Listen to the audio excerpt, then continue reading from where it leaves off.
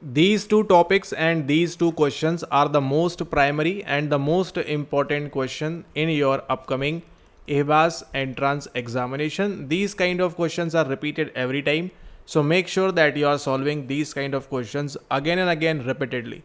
Now the very first question on John Piaget is that Piaget's pre-operational stage age range. Now this is one of the most basic question and everybody should answer this question correctly.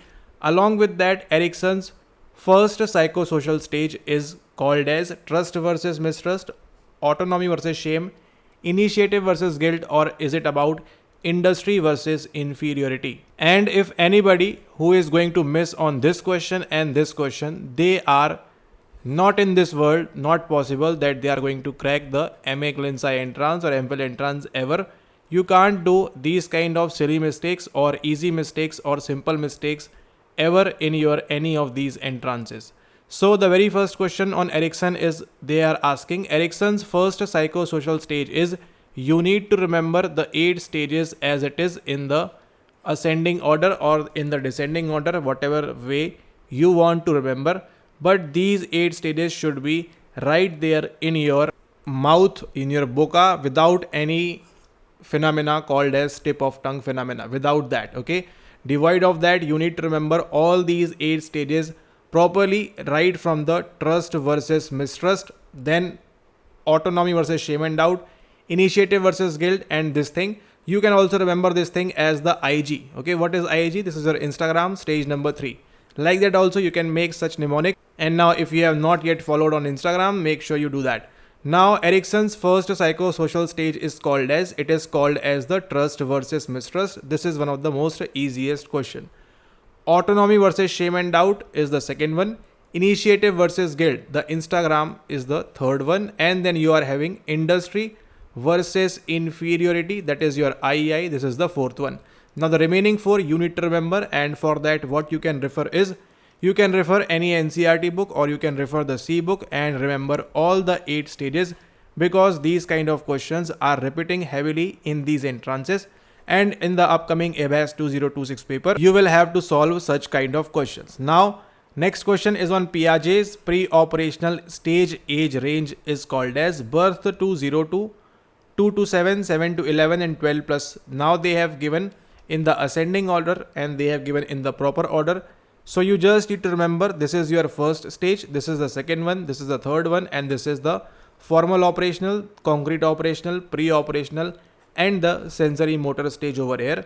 In the pre-operational, what you will mark just 2 to 7, and the answer is so simple for you.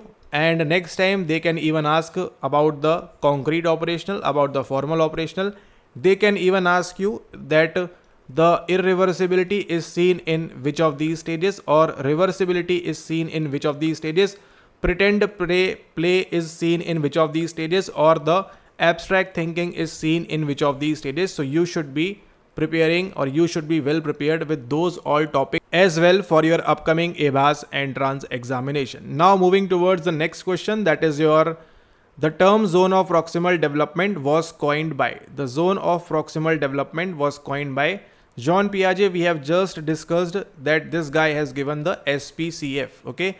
Along with that, in the recent NIMHANS entrance examination, for the very first time, they have moved from the morality of which guy? Not given. Okay. They have moved from the morality of Lawrence Kohlberg's moral development. They didn't ask about the pre-conventional or the post-conventional or the conventional. They discussed about what? They discussed about the heteronomous and the autonomous morality. So if any day the question is asking you who has given or who has told us about the heteronomous or the autonomous morality, what you will answer? You will answer John Piaget. You don't need to go in that detail about what is that and what is not that. But if the question MCQ is coming, just remember you watch this video, you will mark John Piaget and César Fini. Okay, so remember this thing. Now we will discuss about the Vygotsky. Obviously, the ZPD is given by Vygotsky, Lev Vygotsky, the Russian psychologist for you.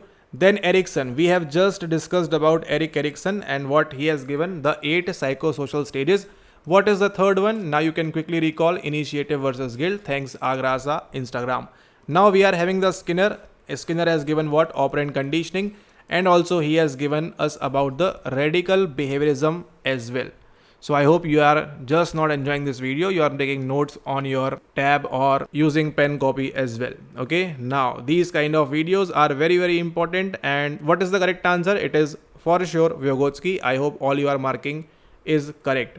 Now attachment theory was developed by options given as Freud, Bowlby, or Rogers, or Bandura. Now out of these, only one of the most odd one out question you can mark ever is obviously your John Bowlby for you. Obviously it is not discussing about the Sigmund Freud, not about Rogers, and not about Bandura as well. What this guy has given, the amid, attention, memory, imitation, and desire. Remember this thing, they are asking these kind of questions as well. And what else this guy has given? He has told us about the reciprocal determinism also. Now this guy has told us about the psychic determinism. Remember this as well. And this guy has told about the unconditional positive regard, UPR, congruence and empathy by Carl Rogers for you. So only one option is there, that is your John Bowlby.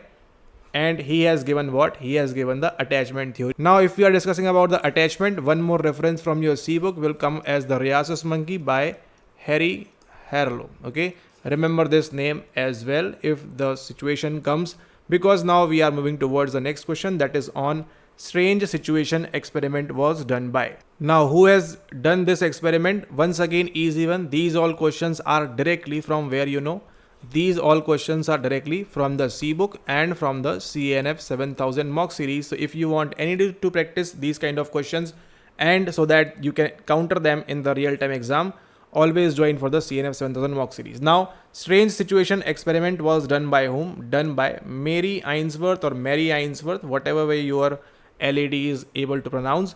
Then we are having John Piaget. Once again, we need to revise the SPCF and the heteronomous and the autonomous morality. And then we are having this Harlow guy over here. Once again, Rhesus monkey. And then Erikson, 8 stages. Trust versus mistrust, autonomy versus shame and doubt, and all these things. Third one is your Instagram, and fourth one is your III. And now we will move towards the next question, that is temperament is generally considered to be. Okay, what is temperament that is generally considered to be? Is it your learned behavior? Is it genetically based? Is it environmentally influenced? Or is it a result of parenting? Okay, this is a good question and an important one. You generally don't study these kind of questions, but yes, they can ask anytime they want. We are doing IHBAS PYQ of 2025. Temperament is generally considered to be learned behavior, obviously not. Genetically based, maybe, may not be. Environmentally influenced, same thing, mem shows. And then we are having a result of parenting. Are these options correct? What do you think will be the correct answer over here? Out of A, B, C and D, what do you think temperament is generally considered to be? Okay, and those of you who don't know like me what is temperament, temperament is your biologically based characteristic way of reacting. So temperament has to do with our biology. So over here where we can have the association with the biology. Learned behavior, of course not. Genetically based, yes. Environmentally influenced, not. And a result of parenting. Okay, all these are what? All these are your external attributes, but only the internal ones are your genetically based. So what is temperament? Temperament is your genetically based and it is considered like that, and it has your roots in the biological thing etc. And this is your trait. What are traits? These are stable, persistent and specific way of behaving. What is disposition? Dispose of, tendency of a person to react to a given situation in a particular way. This is called as the disposition. Then we are having the character or the character, the overall pattern of regularly occurring behavior. Then we are having the habit, overlearned modes of behaving, and what are values, goals and ideals that are considered. You can read more on that. But this temperament is your biologically, this is the most important thing, and your disposition is also important. Because if you read just simply this disposition, it has another meaning, and once I will put one more word over here, it will have some different meaning. What is disposition? This is very IMP. Tendency of a person of yours to react to a given situation in a particular way. What if I just say to you or tell you or speak with you or whatever etc. If I say biologically disposition or biological disposition, what it means? The tendency of a person to react to a given situation based on what? Based on your biology. Okay, that is some topic for another day, but right now option number B is the correct answer. And now we will move towards the next question. Which of the following is most appropriate for measuring the relationship between two continuous variables? And this is one of the most favorite and the most important question of these M.Phil entrances. You just need to remember what? NOIR, and then you are having this MWKF. These two are for the ANOVA, these two are for the t-test, and this is your nominal scale, ordinal, international, not international, interval, and then you are having the ratio scale over here. You will just break down between, and you will use when you are having the parametric test, and these two will be used when you are having the non-parametric tests, and these all will be used when you are having the non-parametric test. Okay, and for more details, watch previous videos on the channel. Now, chi-square test or the chi-square test will not be the answer. Independent t-test, Pearson's correlation coefficient, and Mann-Whitney u-test. Out of these, if we are discussing about two continuous variables, then of course there will be no rows and columns and there will be no expectancy table and all these things. So chi-square will be eliminated, not a goodness of fit test. Independent t-test, of course not, and Mann-Whitney u-test will also not be the answer because we are just saying the same thing. So the only option that remains is what? Is your Pearson's correlation coefficient. This is very IMP, denoted by a small r. And we have just solved one more question previously, that what does this small r denotes? It denotes the association between two continuous variable, that is the A variable and the B variable. The more you eat mango, the more you will be brilliant. Okay, and vice versa. And what this is a parametric test. Okay, this Pearson correlation coefficient or a product moment correlation will be what? This will be a parametric one, not the non-parametric one. Always remember this thing as well. Option number C will be the correct answer over here. And now we will move towards what? We will move towards question number 5.8. Which of the following best defines prognosis? And what is the meaning of prognosis? If you just know this much, you will be able to answer.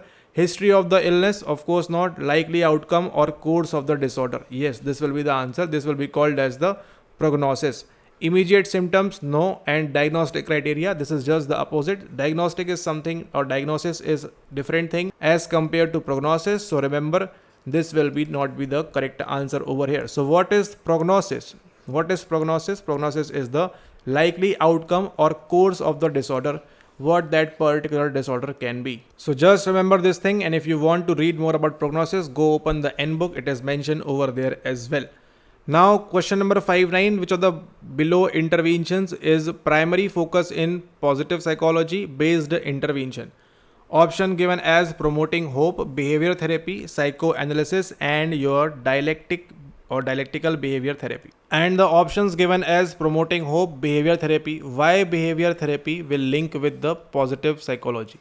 Positive psychology emerged when? In 1998 for the very first time, when American Psychological Association president, when this was founded. If you know, do let me know in the comment section. Do you know when this APA was founded for the very first time?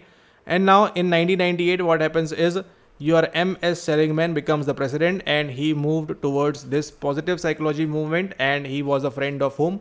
Friend of your Mihai Csikszentmihalyi as well. Now what is happening next is behavior therapy. Of course not. We are not going to deal with this thing in the positive psychology. Psychoanalysis, of course not. DBT, dialectic behavior therapy, also will not be included. So what will be included is your promoting hope. Okay, why?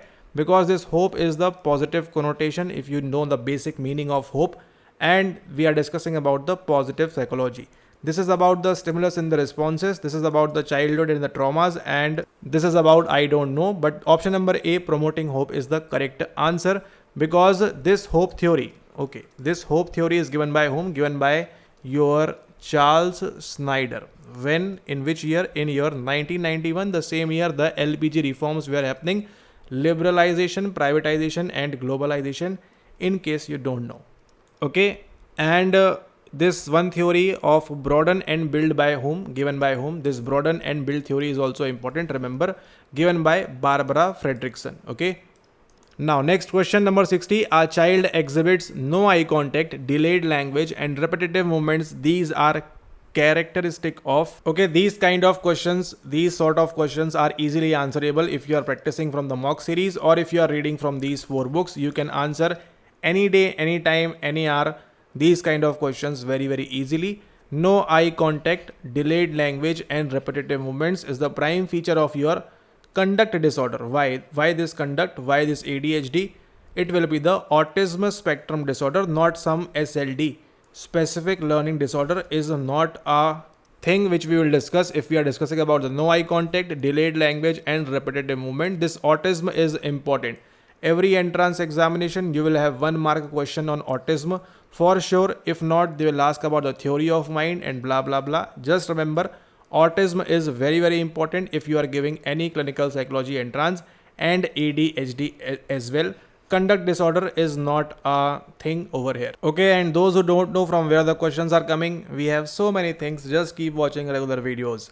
Autism spectrum disorder. Let's assume we don't know, we have no idea what is happening in the autism spectrum. What is a spectrum? If any day you have drawn these kind of thing, okay, you would be knowing a prism and spectrum and all these things. If not, you would have learned someday. You might not have studied this modern India, but okay, it's okay. Now, autism spectrum disorder is characterized by widespread impairments in social interaction.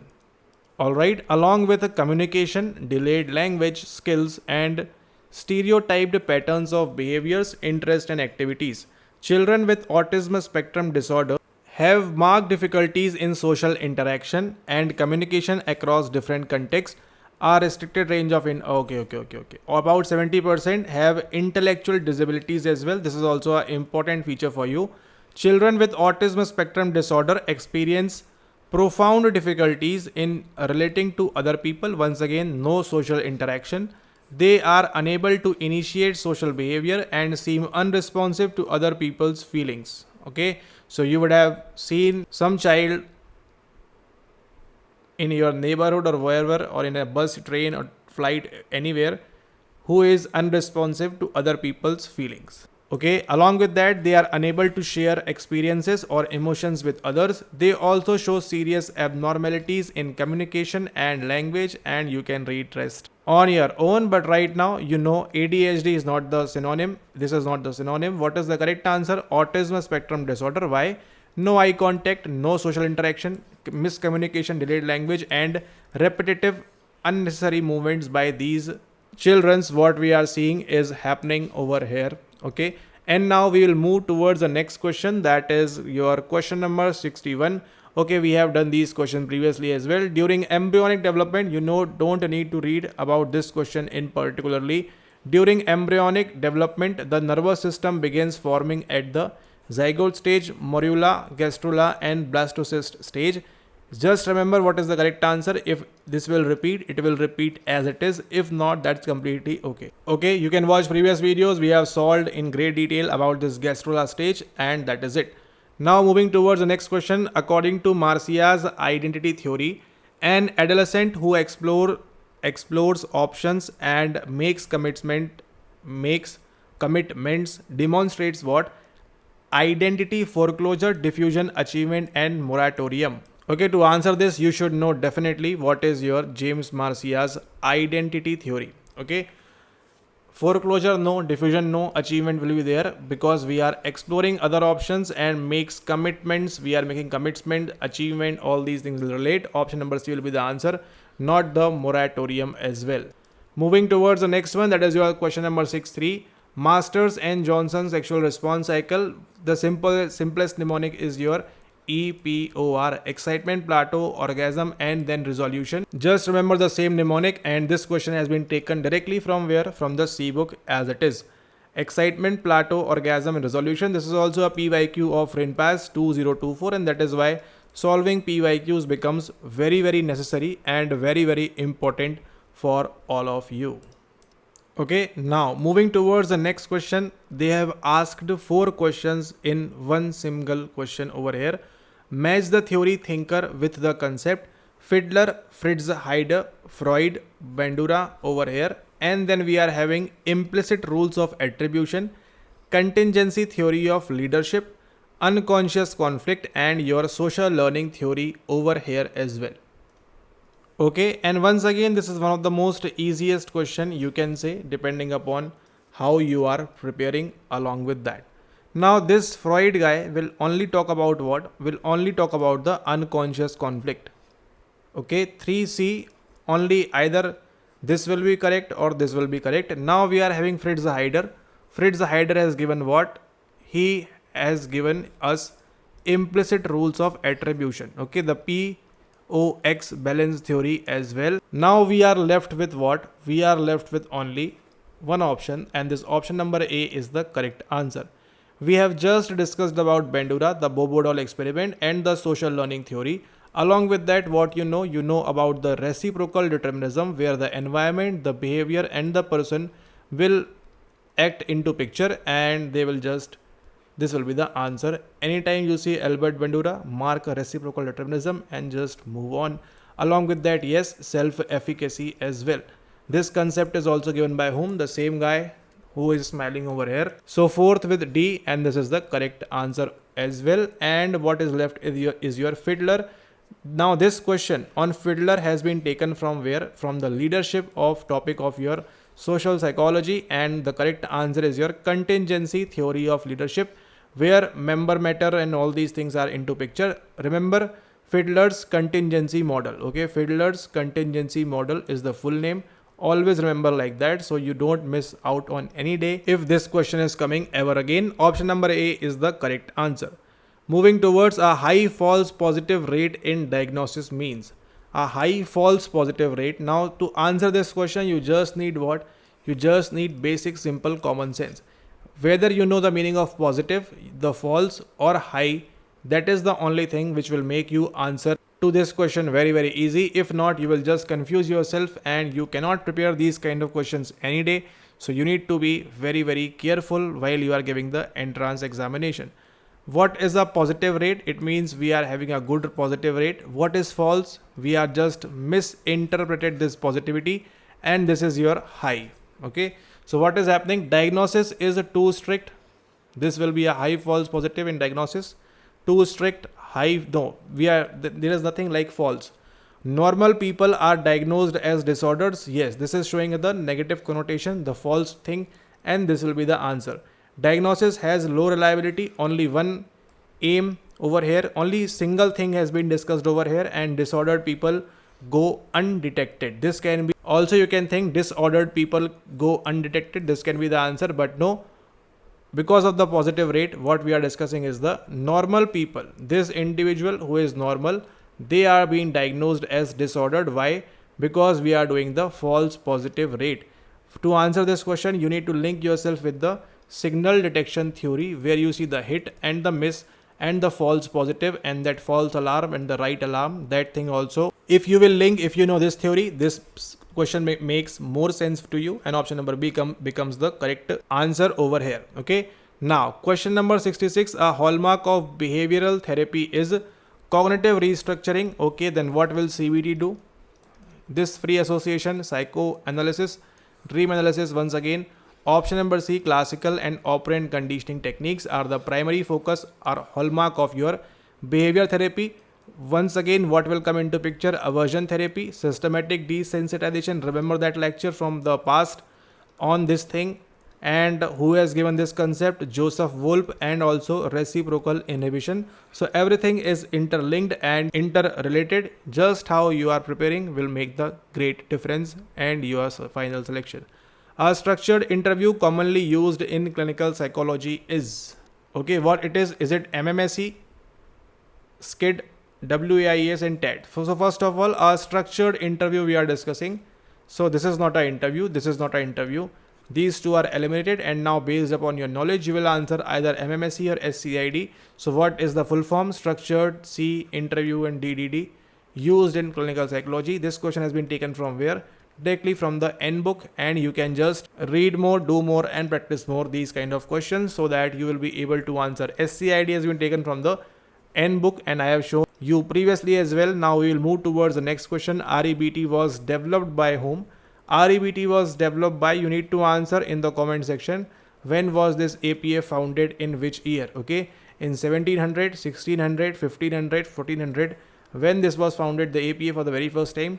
Make sure don't forget to comment down below. Question number 6 said REBT was developed by Rational Emotive Behavior Therapy, Aaron Beck, Albert Ellis, Carl Rogers, Alfred Adler. So pretty sure everybody of you can answer this question correctly. It is your Carl Rogers, never, Adler, Alfred Adler, never, and this Albert Ellis will be the correct answer over here. Later on you will talk about Aaron Beck or Aaron Beck, but right now what is the correct answer? Albert Ellis. Let me tell you a story. This Alfred Adler, Carl Rogers and Sigmund Freud were what? They were contemporary. Okay, these guys were contemporary, and it will make more sense for you if you will study like this, that these three people were together just like your friends. They are your contemporary, okay, not your parents or not your grandparents, but you are contemporary of whom? Of your colleagues, your co-workers and all these things. The same way when Sigmund Freud was working, same way Carl Rogers was working on the same timeline, maybe 10-15 years short, positive and negative, or the up and above or the high and low. And then you are Alfred Adler as well. Okay, these three guys were working always together, not together, but yes, they were working in their own arenas and the own zone at the same time. You cannot think that yes, Maslow was also working on the same time, not like that. Along with that, your Snyder was also working on the same time, contemporary, not like that. So remember this story also, it will help you. And this guy Carl Rogers, no, wait, sorry, my bad. This is not Carl Rogers, Carl Jung I was discussing about. Alfred Adler, Carl Jung and this one, Sigmund Freud. Okay, sorry, don't remember the Carl Rogers, Carl Jung I was discussing about.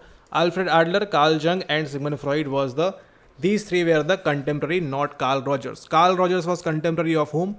Of your Abraham Maslow over here. Okay, and how I can recall that this was not Carl Rogers and Carl Jung, because this guy Carl Jung or Jung and Sigmund Freud, they both went to where? They both went to the University of dash dash dash, I don't recall the name right now, in Clark University in 1909. These two guys visited on the calling of whom, or whom they were called by, or invitation received by, or they were called by whom? By Stanley Hall.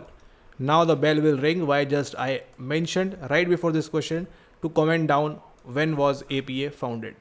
Okay, so now we'll move towards the next question, and that will be our question number 69. The MMPI is primarily designed to assess intelligence, personality and psychopathology, aptitude and interest. What will be the correct answer? And now it is so easy. It will be your personality and psychopathology. For intelligence, we are having WAIS and we are having what? That Kaufman one also, KCI, I don't remember exactly. Okay, along with that, you are having your SB5, Stanford Binet 5. And do you know the mean of these two? WAIS and SB5, the mean is similar, 100. But the standard deviation changes because it gets 16 in the SB5 and it gets 15 in the WAIS. So as soon as you draw this NPC, everything becomes different. Okay, and see how the topics are even interlinked only because you are watching whose video. Okay, now this is your mean over here. This is your mean of 100 and this is your standard deviation. Wait, this one is your SD. Okay, just arrange like that. Okay, for the reference I am just drawing. Okay, this is your +1. What I am drawing, this is your +1, +2 and +3 like that, and -1, -2, -3 like that. So what will be the Z score over here? The mean of Z score. Okay, what is Z score? The standardized score, and the mean is what? In the Z score it is 0, and 1, 2, 3 is your standard deviation. Okay, like that. 1. Okay, remember 1. Don't remember 2, 3 is the standard deviation. 1 will be the standard deviation, 0 and 1. And what else is there? This is your 2, 14, 34, 2, 14, 34 and 2, 14, 34 and then 34, 14 and then 2. And then what else? This is your 65, 64, like that. Just calculate like that. And so if we discuss about the WAIS, if we will talk about the WAIS, so what it will be? It will be 100 over here. And then what it will be? It will be 115 on the first standard deviation. It will be 130 on the second one and the 145 on the third one. Likewise 85, 70 and 55 likewise. And if we discuss about the SB5, what it will be? It will be your 100 once again over here. And then what you will have? You will have 116. Then you will have how many? 131 or 132? 132. And then how you will have? You will have the 148. Okay, because what you are just simply doing is you are just adding 16, you can just 84, and like that you can just fill these terms over here. And this is how a NPC, the normal probability curve, is drawn. And over here what you are having, the kurtosis is how much? It is your 0.263. Don't take the screenshot, please, still play. And what is the skewness? Skewness is 0 we are seeing, and it is what? It is your bell shaped curve. And what one more thing is there? This is kurtosis. And comment down below, is it leptokurtic, mesokurtic, or platykurtic? What will be the answer? Okay, so pretty sure that intelligence will not be linking with this MMPI. This MMPI stands for Minnesota Multiphasic Inventory, and it is in the second edition. How many statements it has? 5, 6, 7. It is having the clinical scales and the what? And the validity scales as well. Whenever you are solving these kind of questions, always try to recall. Just because you are watching these kind of videos, don't forget to like that. And okay, now aptitude, we are having general aptitude test battery. We are having differential aptitude test. Okay, remember these two. And what else? For the interest test, we are having the SVIB and all these things. Read more, do more, and practice more. And now we will be moving towards the last question for the day. Okay. Systematic desensitization was proposed by, you know the phenomena. What is the logic behind this systematic desensitization? It is your reciprocal inhibition. We have just discussed in the previous parts as well. And who has given this concept? This was given by Joseph Wolf over there.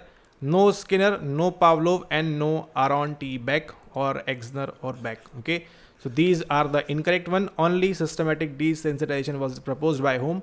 By Joseph Wolf. Remember the name. Okay, with this we'll end the video. These were your IHBAS top 20 questions of your previous year questions of 2025 edition.